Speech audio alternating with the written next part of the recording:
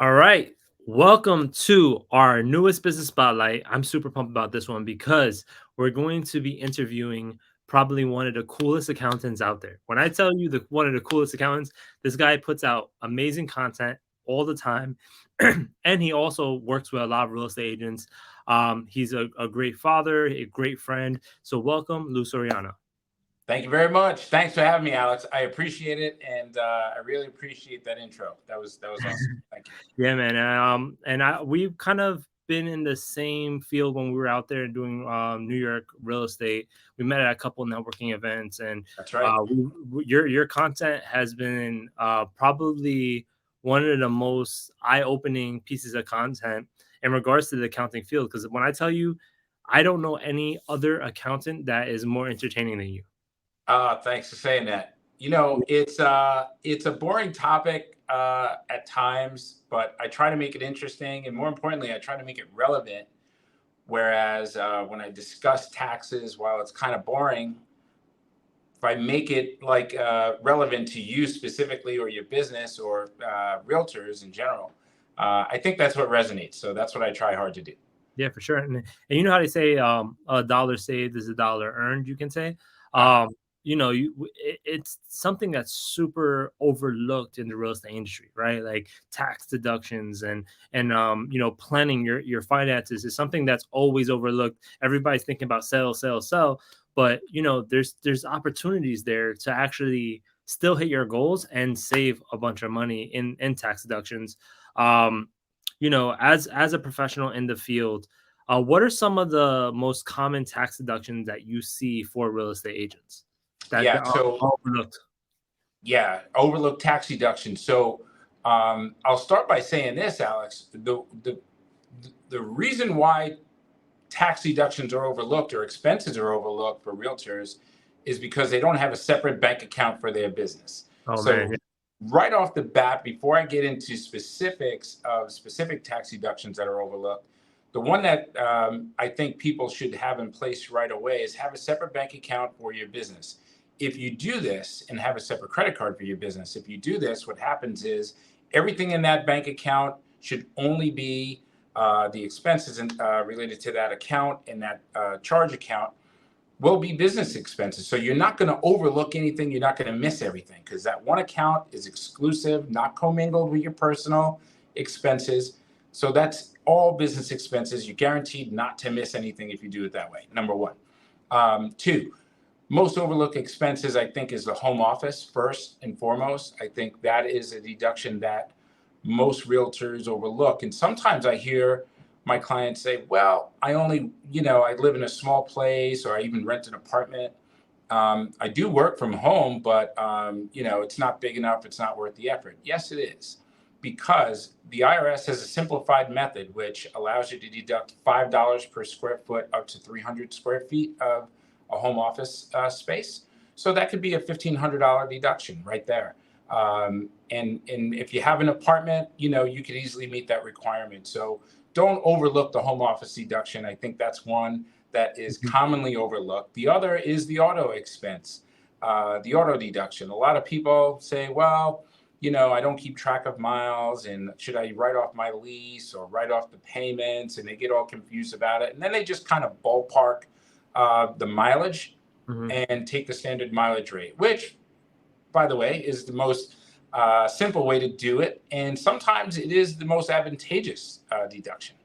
Mhm. But keeping track of all of your expenses related to your auto might be better, such as how much you spend on gas, car washes, oil changes, car payments, insurance, and then you prorate the business use and personal use. That might be higher than the standard mileage rate. So I would say home office and the auto deduction are two of the most overlooked. Even if they're claiming it, they're not leveraging it to its fullest potential. And Okay. more importantly, have a separate bank account for yourself and your business. Nice. So, I mean, I know that I've been guilty of half of those things. Obviously, earlier on in my career, Yep. where I wasn't, paying attention to how much I was spending on gas, how much I was spending on car insurance, your phone, my home office. I remember when I first, like, I literally walk around my apartment. And I was like, I was like, man, I work out of here more than I work out of the office that I had Yeah. back here. So I was like, why can't I tax deduct it? And then when I brought it to my accountant, they're like, yeah, you can tax deduct it. And I was like, you should have told me that. Yeah. Well, one other thing about the home office deduction I want to mention for your viewers. It used to be a red flag. So if you're dealing with an accountant who maybe is a little more traditional, I'll say, or maybe who's been in Uh-huh. the business for 20, 25 years, they still might view it as like a kind of red flag type of thing because years ago it was who worked from home. Think about it, 20, 25 years ago. Now the question is who works in the office? Yeah. Most of us work from home primarily, or at least have some kind of hybrid arrangement, and can do for realtors, especially a lot of the work can be done from home. So don't discount that. And if you have an accountant who kind of suggests that this is a red flag, push back on that. It's not a red flag any longer. It's commonplace that people I work mean, from home and ever, take this deduction. ever since 2020, it's definitely going to be commonplace for a long time from now too. Correct. So don't worry about that. Yeah, cool. I know you mentioned credit cards. I'm a big fan myself. You want to talk a little bit about some of the benefits you can get by leveraging business credit and how that, could help you out, especially with when somebody forms LLC. Because I remember, well, while we were off camera, you talked a little bit about the benefits of the LLC, but you know, right off the bat, you shouldn't get an LLC for a new agent, but then you should probably invest in it once you start closing deals. Um, Yeah. how important is it to build business credit, and why is that valuable? Yeah. So first off, again, here it comes into play when you why you should have a separate account. So if you're trying to build and establish credit through your business, having a separate bank account is crucial because that's what they're going to refer to. And I'm just going to go a little off topic here. In 2020, realtors missed out on so much money in PPP Hmm. loans because of this one thing alone. They did not have a separate bank account for their business. So 100%. when they applied for PPP, and on the SBA application, it asks, well, what's your business bank account number and how much are you paying yourself, on a weekly, quarterly, or annual basis? They couldn't provide that information because they had everything in one account, which was their personal account. Yeah. So right off the bat, that kicked you out of being eligible for PPP in 2020.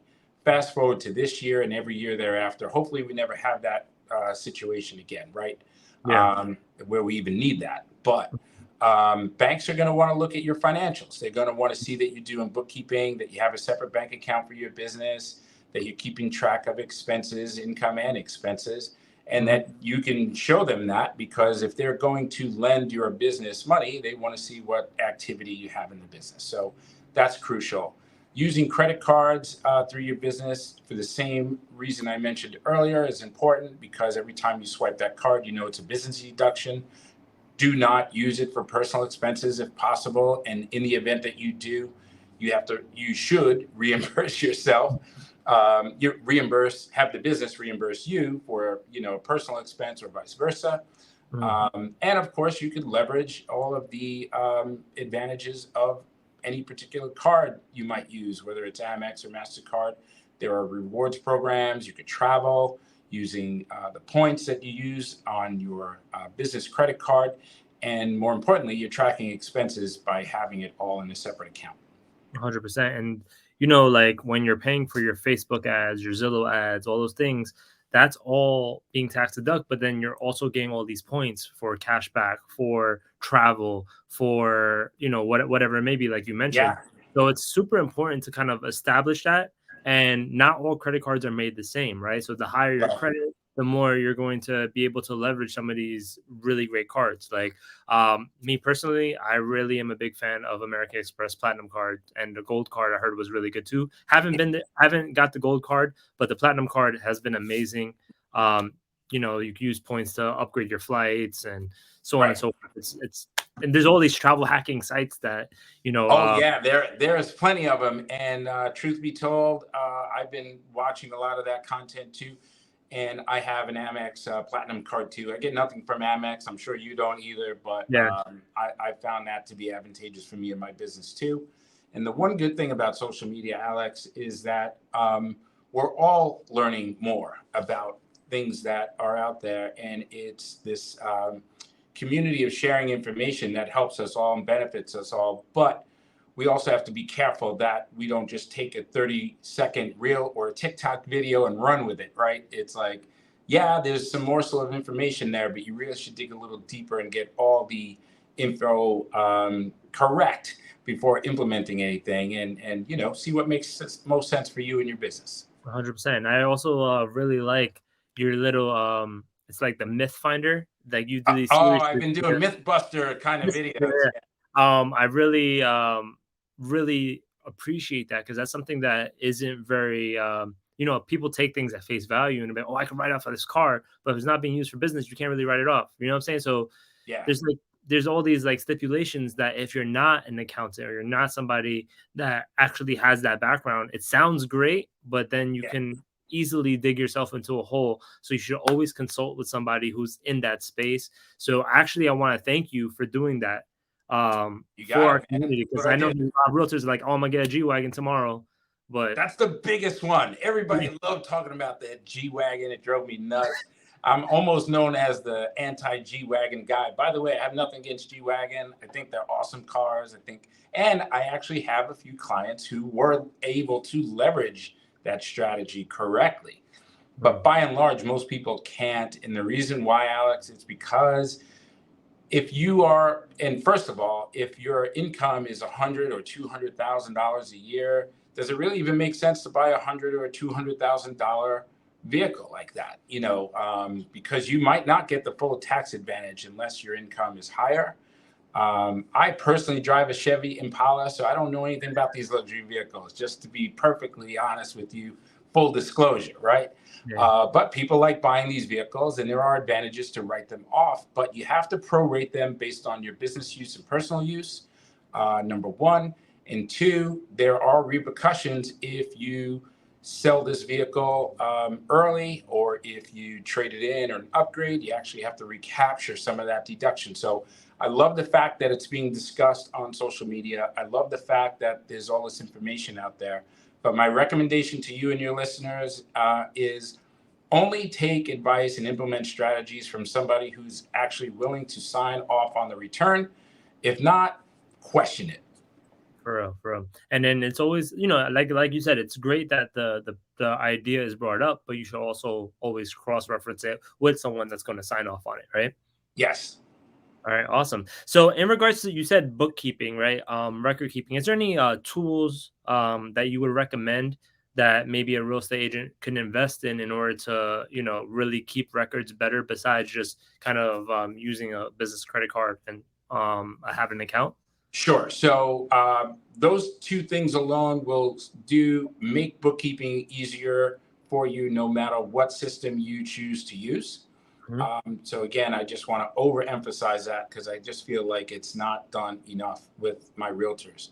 mhm, Two, systems you could use. It could be manual, it could be software, or you could contract it out. Let's talk about all three briefly. You could okay, use spreadsheets. You could use anything that would help you keep track of this on a monthly, quarterly, or annual basis. I have a spreadsheet, and I'd be willing to share that with you and your listeners if you'd like. awesome. That'd be Um, great. I'll send that to you, and then you could post that on your site. You could download that, and you could keep track on a monthly and annual basis with the spreadsheet that I developed. You can also use software, sort of like QuickBooks and Xero. There's Hmm. other software companies out there, but those are the two most common ones. And you could basically link those to your accounts, your bank account, charge accounts. Even another thing that gets overlooked is Venmo, Zello, Cash App. We're all Hmm. using these applications. You got to keep track of those as well. It could Hmm. import that data and keep track of your expenses that way. Hmm. Lastly, you could hire a bookkeeper. I started a bookkeeping business with my daughter, Celine, shameless plug here, called Agent Bookkeeping Solutions, just Nice. for this reason, because so many realtors are not doing this on their own.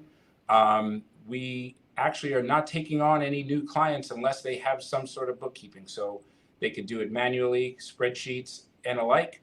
They Hmm. can do it with software on their own, QuickBooks or whatever they might choose, or they could use us. But we don't take any new clients unless they have some sort of bookkeeping. Okay. And that's pretty much what I would recommend on the bookkeeping end. Awesome. Awesome. And then in regards to like the tax deductions, because I know you mentioned that there's specific ones for specific, so you have like travel and all these different things.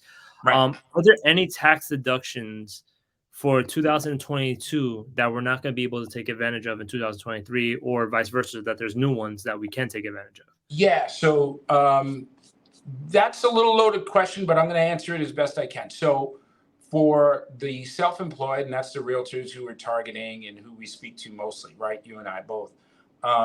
What is changing is for 2023 is the 100% 6,000 pound G-Wagon rule that has been reduced to 80% now. So Okay. if you bought a vehicle over 6,000 pounds, and if you can justify writing it off 100% for business, or even prorate it at 60, 70, 80% for business, well, you could only deduct 80% of that now. Last year, that was up to 100%. Same is Okay. true for meals, food and beverage. That's 80%. And I'm very careful when I say food and beverage, because years ago it used to be entertainment, which might be something like I might take you out to a concert or a ball game that might have included dinner. So that whole expense would have been deductible years ago. That got changed, and then they don't allow the entertainment part as deduction any longer, but they do allow the food and beverage. In 2022, that was 100%. In 2023, that's 80%. So still significant, but those two things have been reduced. On a personal note, on your individual account, guys, there's a lot of credits that are going away that were COVID related, or Mm. stimulus related. That being child tax credits, dependent care credits, things like that. Some of these are going away entirely, or some of them are being reduced back to their pre-pandemic levels.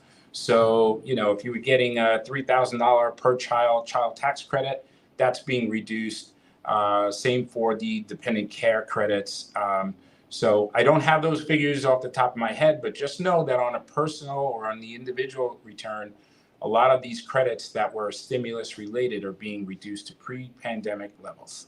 That's really good to know. No, I mean that's really really good to know, because I know personally, obviously, we've been doing a lot of meetings as of late, and I was reminding my agents, hey, listen, if you're going to take your clients out, right, make sure you're using your business credit card, right, Yeah. so you can leverage that, especially now that it's 100%. But now that we're going back and it's 80%, it's just something that they need to reconsider. But it's still substantial. 80% is still potentially, Oh yeah, no, it's incredible. Keep in mind that as part of the Tax Cuts and Jobs Act that was passed in 2017, here's where the geek in me starts to come out. So, pardon me, but they reduced that the meals down to 50% deduction, because they figured, hey, if you were going out with someone, you ate too, so like you don't get a deduction for your meal, but if you took out a client, you could.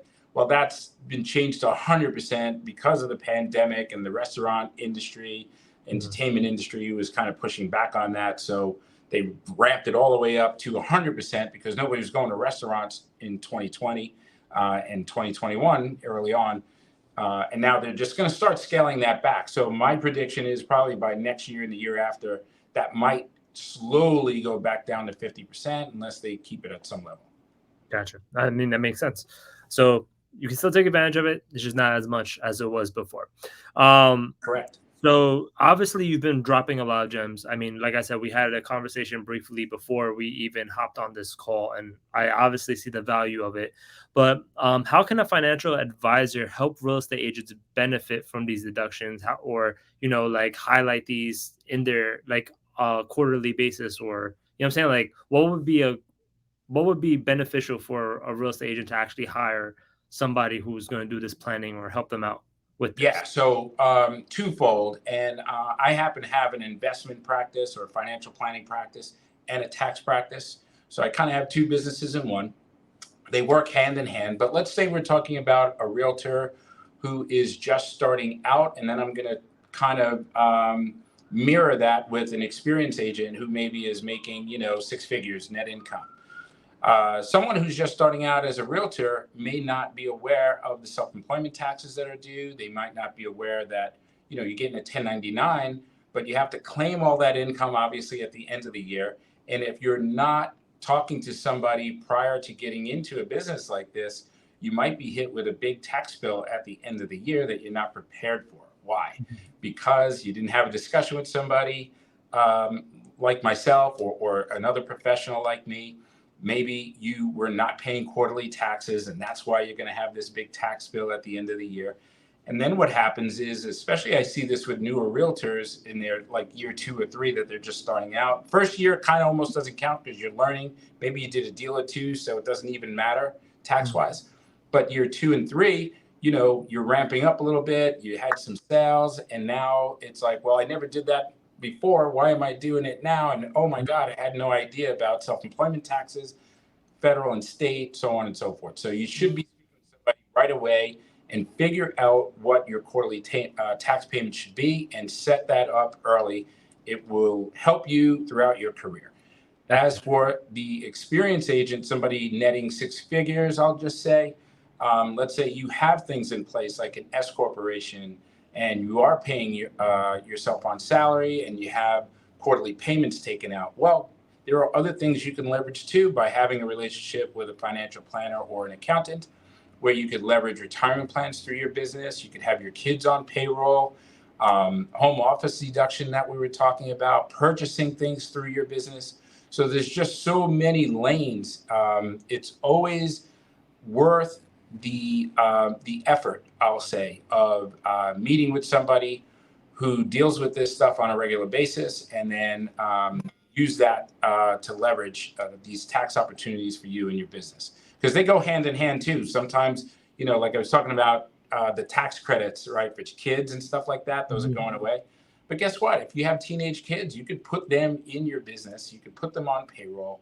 You could pay them for helping you in your business, whether it's with social media. They're really good with stuff like that. Taking videos of you, cleaning your home office, stuffing envelopes, whatever the case might be. You pay them. They will file a return at the end of the year. And for 2023, the standard deduction is just under $13,000. Let's say you pay your kid $13,000, $1,000 a month, whatever it might be. They would file a return. As long as it's under that $12,950, they won't have to pay any tax anyway. And then the money you pay them, they can buy their own school clothes. They can pay for their own basketball camps and all that. No, honestly, this is the strategy. You would be paying for it anyway, so why not pay them, have them work in your business legitimately, have a job description, have real duties for them to fulfill, pay them a salary that's just under the standard deduction, have them file a return. They take the standard deduction, zeroes out the income you paid them. They pay for their own things, and it's basically a tax deduction. They could also start to invest in a retirement plan, so long as they have earned income. And that's also a great strategy too, leveraging a Roth IRA or something like that. That's awesome. No, I mean, that's great advice. I feel like that alone is this whole interview. Like, you know what I'm saying? Like, I feel like that alone has saved Yeah, man. so many people probably right now had just a aha moment. Like yeah, someone who just had a kid with one on the way. I'm like, yo, I can't wait until they're 14. Yes, we're getting them on payroll, and we're going to have them do all this stuff. And that's the value, I think, Alex, is talking with somebody.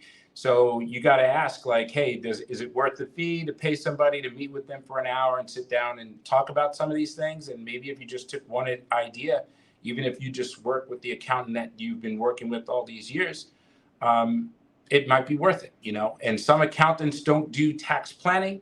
They just do the tax preparation. They don't really get too much into planning. They think that's like your personal business.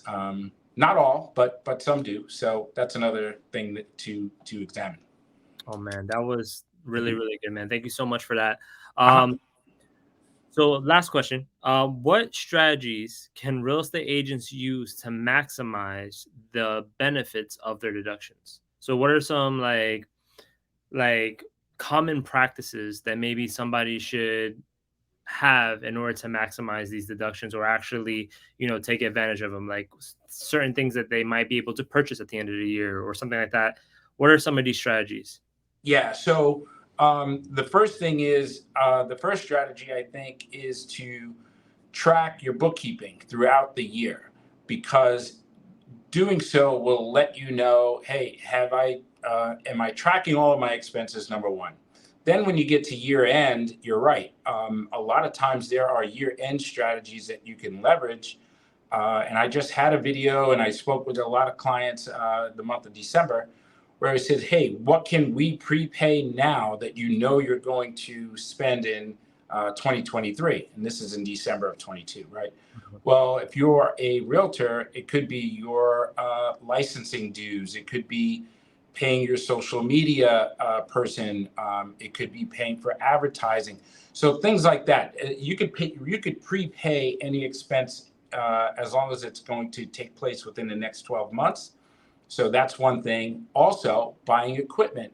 If you know that, hey, I am going to want to make more videos, I want to buy some lighting, maybe a camera, things like that, or start some marketing campaign. Maybe I want to buy that planner from Designed by Agents and start getting that going, or some merch there. Those are things I always talk about, and I try to go down a list like that at year end. Another thing to consider too is whether or not the most important thing besides having a separate bank account is really analyzing how your business is structured. Should you be a sole proprietor, LLC, or an S corp?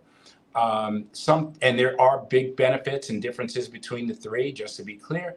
Mhm. And if it makes sense to be an S corp, there are expenses related with that. Same with LLC.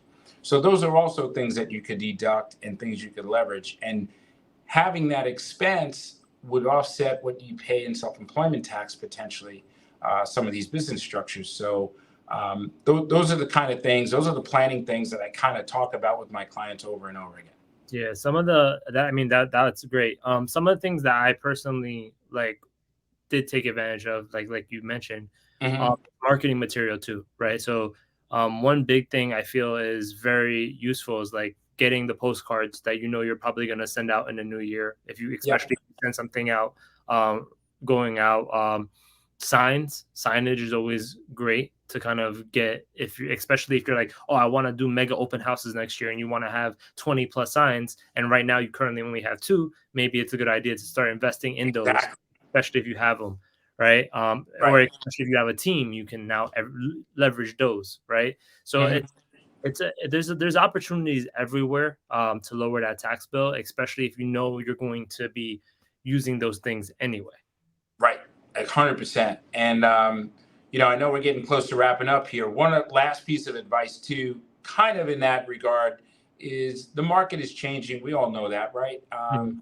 And hopefully things will turn around.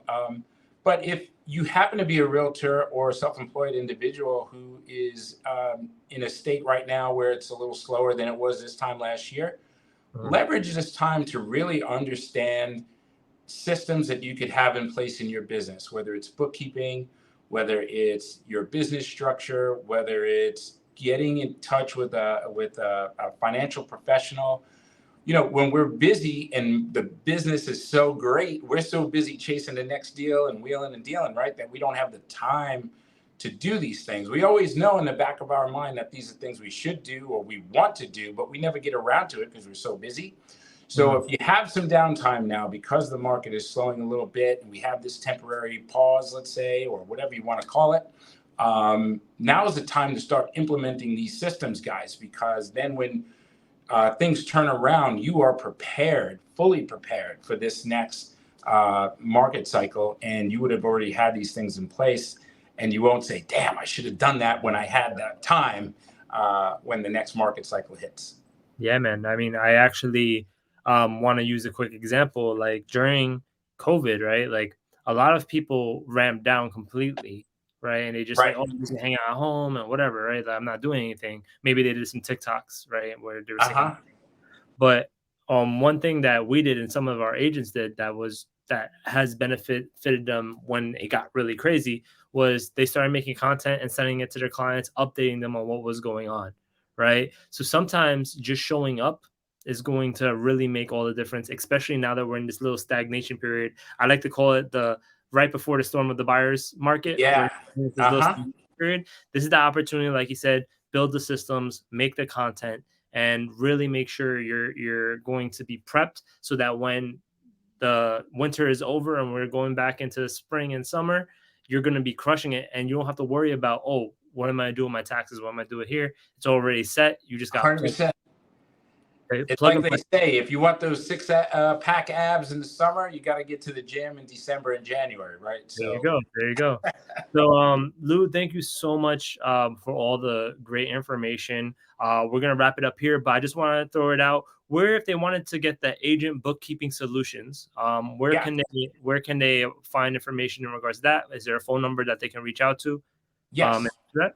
Yeah, so you can find me on Instagram at Lou Soriano1. You could also follow us, Agent Bookkeeping Solutions, and it's agent underscore bookkeeping underscore solutions Okay. on Instagram as well. I also have a link to that in my bio on my personal page. Phone number for both, they're both located right out of this office, 631-236-5842. And we'd love to have that chat with you. We have a calendar located on our link tree. And if you'd like to have just a 20-minute free discovery call, that's something else we offer too. Awesome, awesome, man. And also, selfless plug, if you haven't already, go sign up for Marketing Mondays. We are going to be dropping more stuff with Lou, I'm pretty sure, in the future. Yeah, Um, let's do it. yeah, man. And we're super excited to have you, because honestly, when I tell you, people need to know that there's myths out there and you can't believe every reel that you see. That's right. If you want to actually get the real information, go check out Lou on social media. He's Thank you. great on Instagram. And with that being said, guys, thank you for tuning into this week's Business Spotlight. And we look forward to have more educated real estate agents when this next shift comes alive. And see you later.